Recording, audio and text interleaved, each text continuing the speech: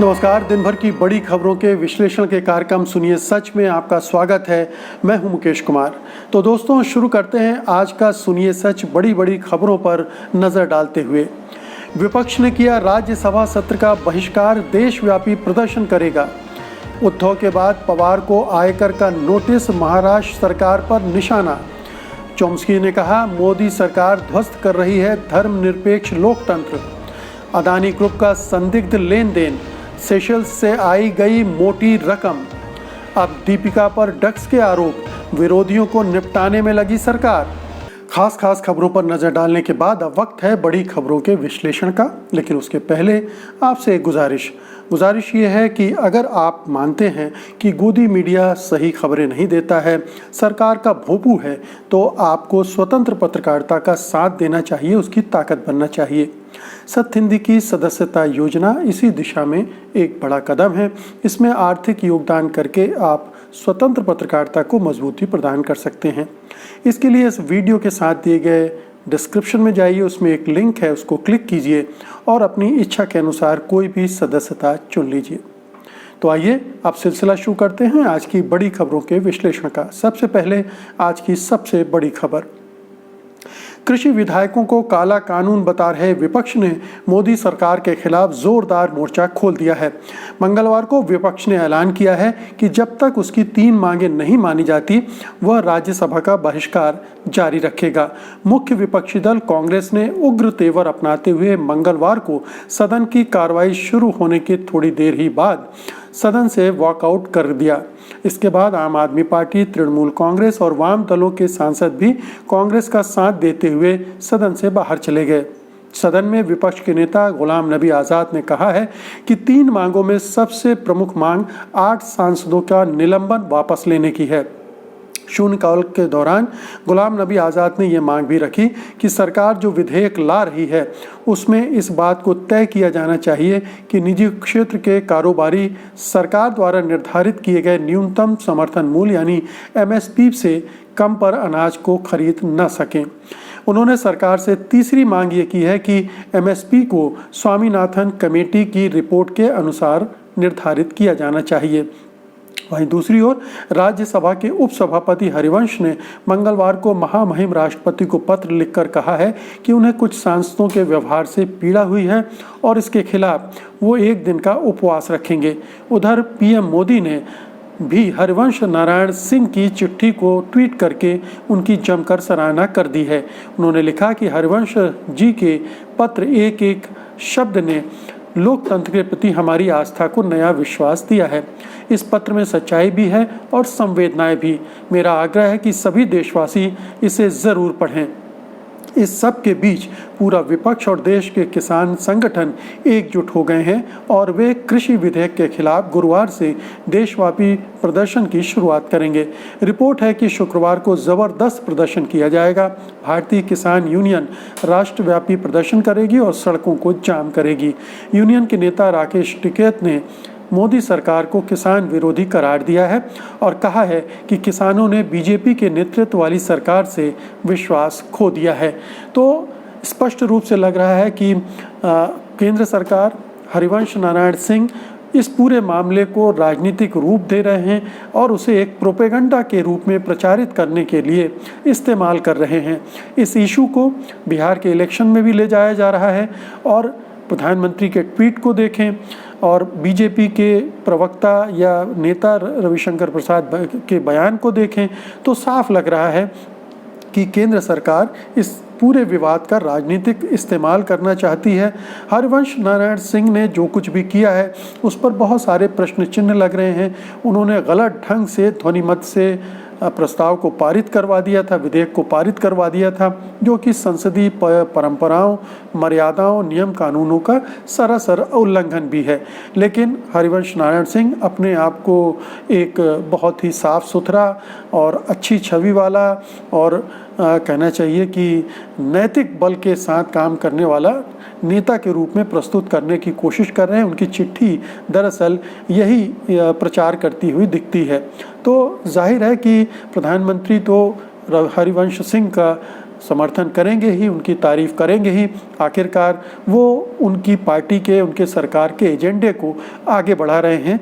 हरिवंश सिंह की भूमिका निष्पक्ष नहीं रही है, उस पर सवाल उठते रहे हैं और ये इस पूरे विवाद का एक पक्ष है। दूसरा पक्ष ये है कि विपक्षी दल ने 3 मांगें रख दी हैं जो स्पष्ट रूप से अगर सदन चलाना चाहती है सरकार तो उसे उन पर विचार करना पड़ेगा, बातचीत करनी पड़ेगी और कोई रास्ता निकालना पड़ेगा।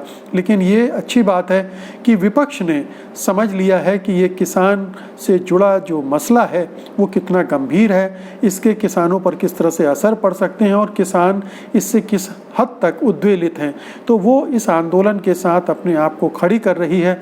इसका एक तरह से उसे राजनीतिक लाभ भी मिलेगा और ये मैसेज भी जाएगा कि किसानों के खिलाफ केंद्र सरकार कदम पर कदम उठाए जा रही है और ये किसानों की भलाई में नहीं है। तो दोनों तरफ इस पूरे मामले की राजनीतिक गोलबंदी भी हो रही है, राजनीतिक फ़ायदा उठाने की कोशिश भी हो रही है, लेकिन किसानों के हितों की बात भी सर्वोपरि होना चाहिए। उनके जो चिंताएं हैं, वाजिब चिंताएं हैं, उनको भी संबोधित किया जाना चाहिए। देश में चल रहे किसान आंदोलन और तमाम तरह की समस्याओं के बीच आज आयकर विभाग ने महाराष्ट्र सरकार में सहयोगी राष्ट्रवादी कांग्रेस पार्टी को नोटिस भेज दिया है। नोटिस पिछले चुनाव में दिए गए हलफनामे को लेकर है। इससे पहले इसी तरह के नोटिस महाराष्ट्र के मुख्यमंत्री उद्धव ठाकरे, मंत्री आदित्य ठाकरे और एनसीपी नेता सुप्रिया सुले को भी मिल चुके हैं। बताया जा रहा है कि आयकर विभाग की ओर से इन नोटिस के जरिए पिछले कुछ चुनाव में दाखिल किए गए हलफनामों की जानकारी मांगी गई है। नोटिस के संबंध में जब शरद पवार से सवाल किया गया तो उन्होंने कहा कि वो लोग यानी सरकार कुछ लोगों को ज़्यादा ही प्यार करती है। साथ ही आरोप लगाया कि सरकार अपने राजनीतिक गतिविधियों के खिलाफ इनकम टैक्स के नोटिस भिजवाकर उनके खिलाफ प्रोपेगेंडा रच रही है। पवार ने कहा कि मुझसे और सुप्रिया सुले से पिछले 3 साल की जानकारी और उसको सत्यापन करने के लिए कहा गया है। बता दें कि ऐसा चुनाव आयोग द्वारा अचानक से जानकारी खंगालने के बाद किया गया है। चुनाव आयोग ने चुनाव में दिए गए हलफनामे में दी गई गलत जानकारी के आरोपों को लेकर केंद्रीय प्रत्यक्ष कर बोर्ड यानी central board of direct taxes से ये कहा है, जिसको बाद में आयकर विभाग के पास भेज दिया गया है। तो बहुत साफ लग रहा है कि अगर जो नोटिस हैं वो एक ख़ास तरह के लोगों के को सर्व किए जा रहे हैं। महाराष्ट्र में जो सरकार है उसके नेताओं या उसको समर्थन कर रही पार्टियों के नेताओं को अगर नोटिस भेज रहे हैं तो साफ तौर पर ये एक निशाना साधा जा रहा है जो लगातार केंद्र सरकार, महाराष्ट्र सरकार को निशाना बना रही है। एक के बाद एक मामले उठाकर, एक के बाद एक फर्जी इशू बनाकर वो डिस्टेबलाइज करने की कोशिश कर रही है। और इसमें भी यही है, क्या वजह है कि किसी बीजेपी के नेता को कोई नोटिस नहीं जा रहा है, सब क्या वो दूध के धुले हुए हैं?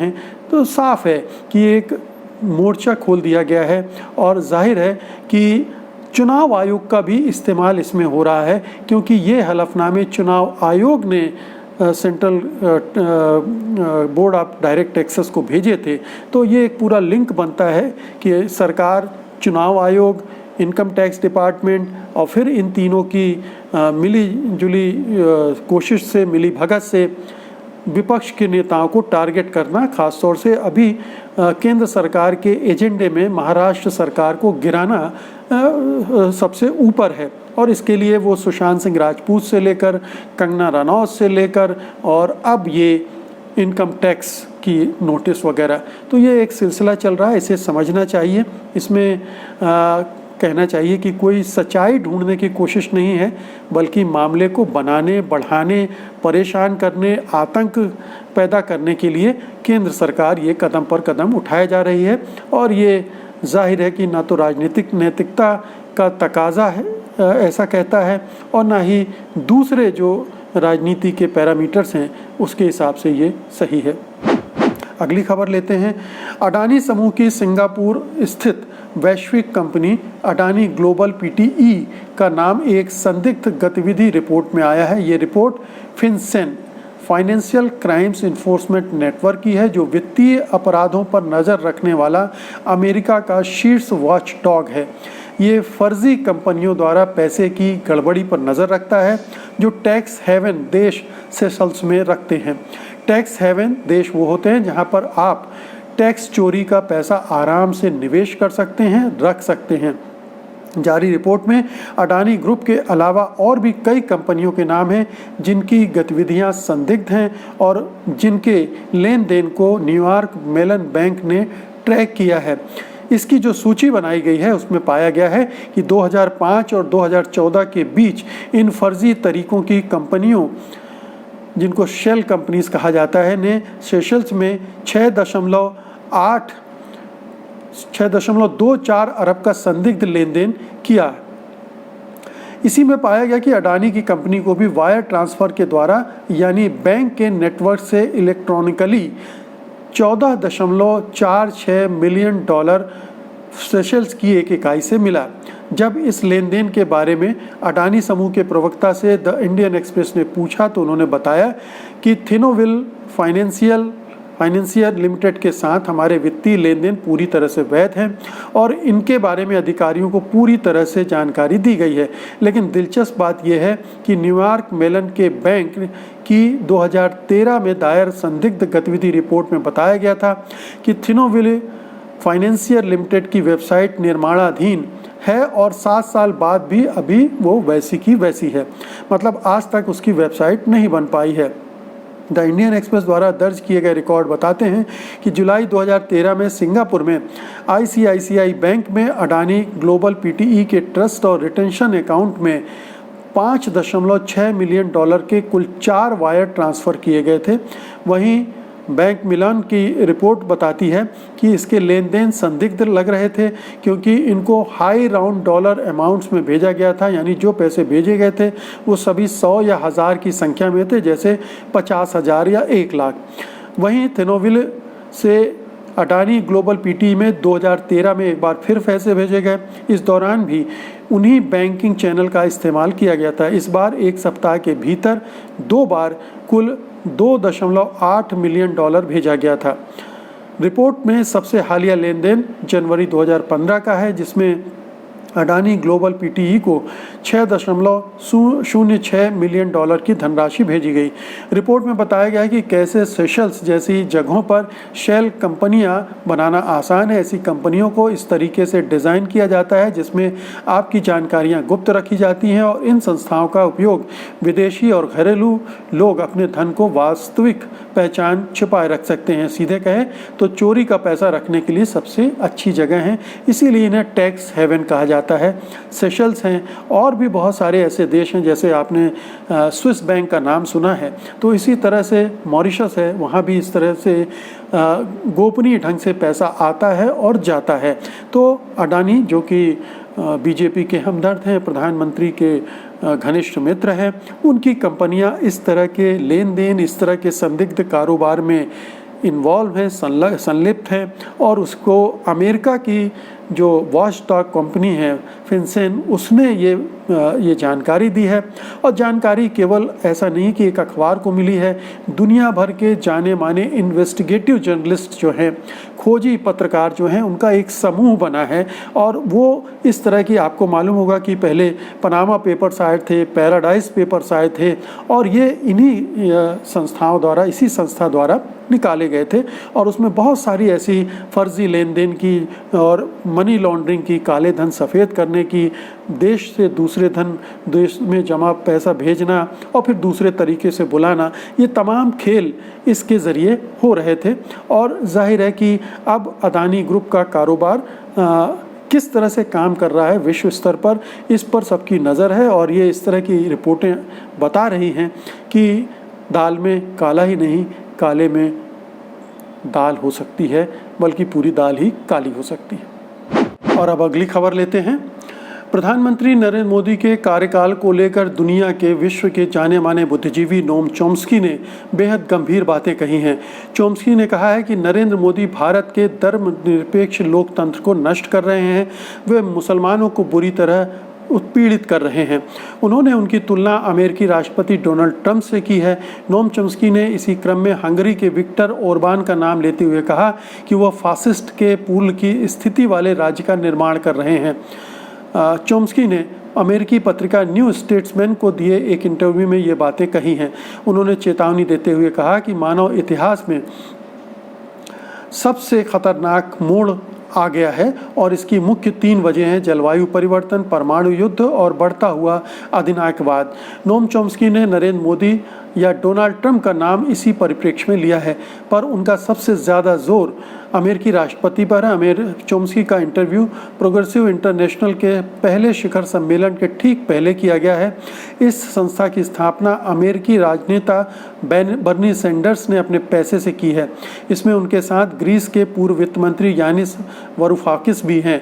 चॉम्स्की के अनुसार भारत, ब्राज़ील, ब्रिटेन, मिस्र, इजराइल और हंगरी में प्रतिक्रियावादी ताकतें तेजी से आगे बढ़ रही हैं और अमेरिकी राष्ट्रपति इनके मुखिया हैं। इसी क्रम में उन्होंने कहा कि भारत में नरेंद्र मोदी धर्मनिरपेक्ष लोकतांत्रिक व्यवस्था को खत्म कर रहे हैं और मुसलमानों का उत्पीड़न कर रहे हैं। अमेरिकी दार्शनिक ने प्रोग्रेसिव इंटरनेशनल को ऐसे लोगों का संगठन बताया जो न्याय, शांति, लोकतांत्रिक सहभागिता, सामाजिक व आर्थिक संस्थानों को इस तरह बदलने की कोशिश कर रहे हैं जिसमें निजी मुनाफा कुछ लोगों के हाथों में न सिमट जाए बल्कि आम जनता तक पहुंचे और उनकी समस्याओं का निपटारा हो। नोम चॉम्स्की जाने माने बुद्धिजीवी हैं और उनकी बात बहुत वज़न रखती है। वो पूरी दुनिया में उनकी बात गौर से सुनी जाती है। जब भी वो कोई टिप्पणी करते हैं, चाहे वो मीडिया पर हो, मीडिया के बारे में उनकी बहुत मशहूर किताब है manufacturing consent, the propaganda model. इस तरह से वो विश्व के अभी कहा जा सकता है कि सबसे ज़्यादा माने हुए बुद्धिजीवी हैं और उन्होंने कहा है कि मोदी राज में भारत में धर्मनिरपेक्ष लोकतंत्र खत्म हो रहा है। तो एक नस्लवादी राष्ट्र स्थापित हो रहा है। बहुत कहना चाहिए फासीवादी राष्ट्र के निर्माण की दिशा में आगे बढ़ रहा है। उन्होंने बहुत ही निराशा और चिंता भी जाहिर की है, लेकिन उम्मीद भी जताई है कि जिस तरह से विभिन्न मसलों पर छात्र एकजुट होकर विरोध कर रहे हैं, प्रदर्शन कर रहे हैं, सड़कों पर निकल रहे हैं, ये उम्मीद की किरण है कि वो इस अभियान को, सांप्रदायिक अभियान को, लोकतंत्र को खत्म करने के अभियान को रोकने में सक्षम हो सकते हैं। लेकिन समय बहुत कम है और ये काम तुरंत करना पड़ेगा। तो चॉम्स्की की बातें बहुत ही महत्वपूर्ण हैं, न केवल छात्रों के लिए, न केवल मोदी सरकार के लिए, पूरे आम आवाम को समझना चाहिए कि जिस मोड़ पर हमारा देश आ गया है वहाँ विश्व के जाने माने बुद्धिजीवी चिंतक हमारे बारे में क्या सोचते हैं, हमारे बारे में क्या कह रहे हैं, भारत को वो किस तरह से देख रहे हैं, वो किस दिशा में जा रहा है। अगर वो मानते हैं कि लोकतंत्र खत्म हो रहा है, आज़ादी खत्म हो रही है, संविधान को दरकिनार किया जा रहा है और अल्पसंख्यकों को उत्पीड़ित किया जा रहा है, तो ये बहुत चिंता की बात है, क्योंकि एक पूरा हमारा ढांचा ढहने के कगार पर पहुंच रहा है और ये समाज में एक तरह की अराजकता, हिंसा और नफरत को जन्म दे सकता है। तो नोम चॉम्स्की को गौर से सुना जाए, ये गुजारिश है। और अब आज की अंतिम खबर लेते हैं। सुशांत सिंह राजपूत केस में सामने आए बॉलीवुड में ड्रग्स कनेक्शन की जांच करे नारकोटिक्स कंट्रोल ब्यूरो यानी एनसीबी ने मंगलवार को दीपिका पादुकोण की मैनेजर करिश्मा प्रकाश और टैलेंट एजेंसी KWAN के CEO ध्रुव चिटगोपेकर को पूछताछ के लिए समन भेजा है। मीडिया रिपोर्ट्स के मुताबिक एनसीबी ने कुछ पुरानी चैट्स रिस्टोर की हैं जिसमें ड्रग्स को लेकर बातचीत है। इन बातचीत में D और K बीच ड्रग्स को लेकर बात हो रही है। दावा किया जा रहा है कि ये चैट दीपिका पादुकोण और करिश्मा के बीच है। अब कहा जा रहा है कि जल्द ही एनसीबी पादुकोण को भी पूछताछ के लिए नोटिस भेजने वाली है, जिसके बाद सोशल मीडिया पर लोग कह रहे हैं कि दीपिका को जेएनयू जाने की सज़ा मिल रही है। बता दें, दीपिका जनवरी में अपनी फिल्म छपाक के प्रमोशन के दौरान जेएनयू गई थी। इस दौरान उन्होंने जेएनयू के छात्रों के साथ हुई मारपीट का विरोध किया था और छात्रों के समर्थन में काफ़ी देर तक वो वहाँ पर रुकी रहीं। इसके बाद पूरे सोशल मीडिया पर उनके और उनकी फिल्म के पक्ष में और खिलाफ कैंपेन चलाया गया था और तभी से वो आईटी सेल के निशाने पर रहती हैं। हाल ही में जिन लोगों के नाम किसी न किसी केस में सामने आ रहे हैं, इसको एक इत्तेफाक ही कहेंगे कि सभी लोग किसी न किसी तरीके से सरकार के विरोध में खड़े नज़र आ चुके हैं। तो ये माना जा रहा है कि बॉलीवुड में उन लोगों को चुन चुन कर निशाना बनाया जा रहा है जो मोदी सरकार की नीतियों या बीजेपी या संघ परिवार के कार्यक्रमों के खिलाफ खड़े हुए हैं, उनके खिलाफ बोल रहे हैं, जिनकी भागीदारी किसी भी तरह से CAA और NRC के जो आंदोलन थे उनमें रही है, उनको चुन चुन कर टारगेट किया जा रहा है। और बॉलीवुड में ये कोशिश की जा रही है कि इस तरह से उसको पोलराइज कर दिया जाए कि इस जो विरोध करने वाले हैं उनको हाशिए में धकेल दिया जाए, उनको धमका दिया जाए, आतंकित कर दिया जाए और फर्जी मामले बनाकर हो सके तो उनको जेलों में भी बंद कर दिया जाए। तो अनुराग कश्यप को इसी तरह से टारगेट किया जा चुका है। आने वाले दिनों में आप और नाम इस तरह के देख सकते हैं, जावेद अख्तर, अनुभव सिन्हा या फिर आप ले लीजिए नसीरुद्दीन शाह, इस तरह के तमाम जो शख्सियत जो खुलकर बोलने की हिम्मत दिखा रहे थे अब वो निशाने पर आ सकते हैं। ये बहुत साफ एक गेम दिख रहा है और ये कहीं अब छिपाने वाली बात नहीं है कि मोदी सरकार पूरे देश भर में इस तरह का अभियान चला रही कि जो भी उनके खिलाफ बोलता है, उनके खिलाफ खड़ा होता है, उसको रास्ते से हटाना है। उसके लिए जो एजेंसियां हैं, NCB है, NIA है, CBI है, इनकम टैक्स है, इन सब का इस्तेमाल वो कर रही है। तो एक देश में, बॉलीवुड में एक आतंक का वातावरण क्रिएट हो रहा है और ये ड्रग्स का मामला भी जो इस तरह से बढ़ा चढ़ाकर पेश किया जा रहा है उसका भी मकसद कमोबेश यही है। तो बहुत साफ है कि एक ख़ास तरह की रणनीति के तहत अब दीपिका पर निशाना लगाया गया है। तो दोस्तों, ये थी आज की प्रमुख खबरें और उनका विश्लेषण। उम्मीद है कि आप इसे पसंद करेंगे, लाइक करेंगे, शेयर करेंगे और जिन्होंने अभी तक सत्यहिंदी.com को सब्सक्राइब नहीं किया है वो इस चैनल को सब्सक्राइब भी करेंगे। अब मुझे अनुमति दीजिए, मैं कल फिर हाजिर होऊंगा आपके साथ कल की बड़ी खबरों को डिस्कस करने के लिए। तब तक के लिए धन्यवाद, नमस्कार। सत्य हिंदी के और वीडियोस को देखने के लिए हमारे YouTube चैनल को सब्सक्राइब करें और सीधे नोटिफिकेशन पाने के लिए बेल आइकन दबाएं।